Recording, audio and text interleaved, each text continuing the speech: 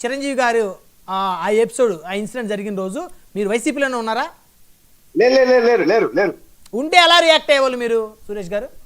ఒకటి రమణాయుడు గారు లేరు కదండి. అప్పుడు జనసేన పరిణామాలన్నీ కూడా మీరు అన్ని అబ్జర్వ్ చేయాల.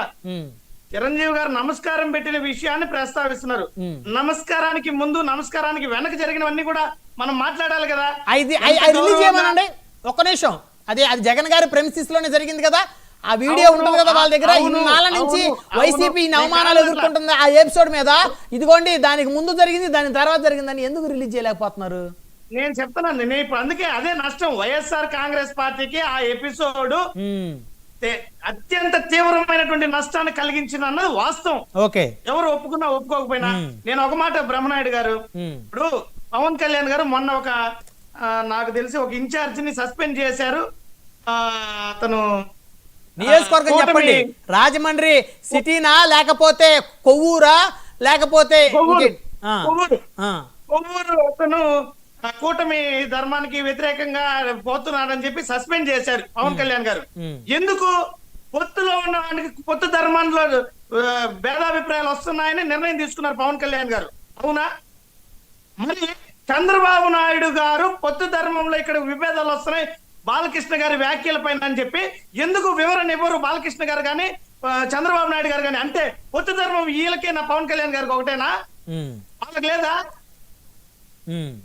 అవమానం. ఈ అవమానాలు వద్దని మేము నెత్తి నోరు కొట్టుకునేది ఇనరిల్లు. ఇది మేము చెప్పలేము. ఇవన్నీ కూడా బహిరంగంగా కొన్ని. మీ ఆవేదన అర్థమవుతుందండి, నాకు అర్థమవుతుంది మీ ఆవేదన. ఏదైనా కూడా బ్రహ్మనాయుడు గారు ఈరోజు చెప్తున్నాను, బాలకృష్ణ గారు గతంలో శాసనసభ్యులుగా పనిచేసినటువంటి వ్యక్తి. ఇందాకే చెప్పే వారిది మన ఆంజనేయులు గారు కూడా చెప్పారు, ఎవరు ఒప్పుకున్నా ఒప్పుకోకుండా వాళ్ళది ఒక చరిత్ర రాష్ట్రంలో. కాబట్టి అలాంటి వాళ్ళు ఈ రకమైనటువంటి వ్యాఖ్యలు చేయడం సమంజసం కానే కాదు. రాబోయే భవిష్యత్ తరాలకి ఇది మంచి పద్ధతి కాదు.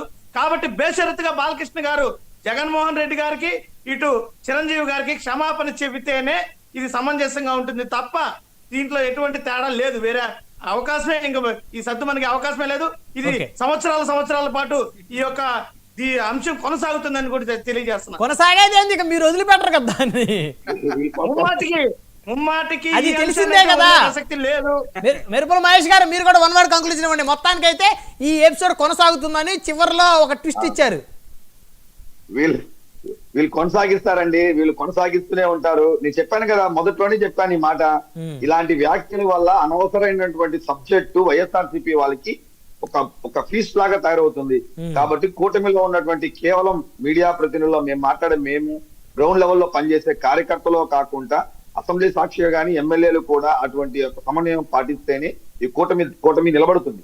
రెండోదండి, మేము కలిసి ఉండడం అనేది ఎంత అవసరం అనేది ప్రజలకి చాలా ఇంపార్టెంట్. ఇక్కడ మేమే ఇలా అప్పుడప్పుడు ఇలా 1 to 1 మాట్లాడుకుంటే అది డెఫినెట్ గా ఒక రాంగ్ సిగ్నల్స్ వెళ్తుంది ప్రభుత్వానికి కానీ ప్రజలకు కూడా. సో అలాంటివన్నీ కంట్రోల్ కావాలి అంటే అప్పటికప్పుడు చంద్రబాబు నాయుడుకి అక్కడికి ఖండిస్తేనే అది మంచిగా ఉంటుందని మేము కోరుకుంటున్నాం. వైఎస్ఆర్సీపీ వాళ్ళు కొనసాగించాలనుకున్నా అది త్వరలో దీనికి ఫుల్ స్టాప్ పడాలని మనస్ఫూర్తి కోరుకుంటున్నాం. అంతేనా? ఇంకేం చెప్పాలి?